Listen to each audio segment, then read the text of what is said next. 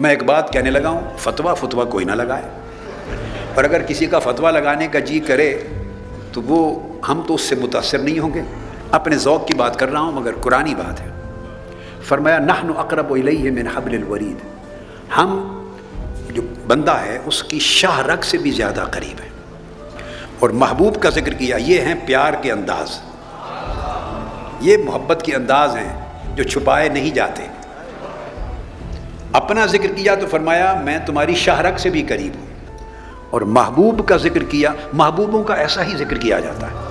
محبوب کا ذکر کیا تو نہیں فرمایا شاہ رگ سے قریب ہے، چونکہ شاہ رگ کا پھر بھی تھوڑا سا فاصلہ ہوتا ہے۔ محبوب کا ذکر کیا تو فرمایا میرا محبوب تمہاری جانوں سے بھی قریب ہے۔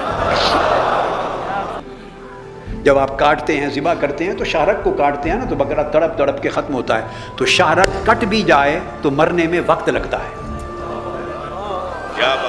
اس لیے میں نے پہلے کر دیا تھا، فتویٰ کوئی نہ لگائیں، سودا پسند آئے لے جائیں، نہیں تو چھوڑ جائیں ہمارا۔ اور ادھر ہے جان، کبھی ایسا بھی سنا کہ جان نکلے تو بندہ اس کے بعد ایک سیکنڈ بھی زندہ رہے یا تڑپے؟ جان نکل جائے تو بندہ تو ختم ہو جاتا ہے۔ اس طرح میرے محبوب سے دور ہو گئے یا ان کی رحمت سے محروم ہو گئے تو ساری کائنات ہی زندہ نہیں رہے گی۔ یہ جو کائنات ساری میں زندگی ہے وہ بھی میرے محبوب کے سبب سے۔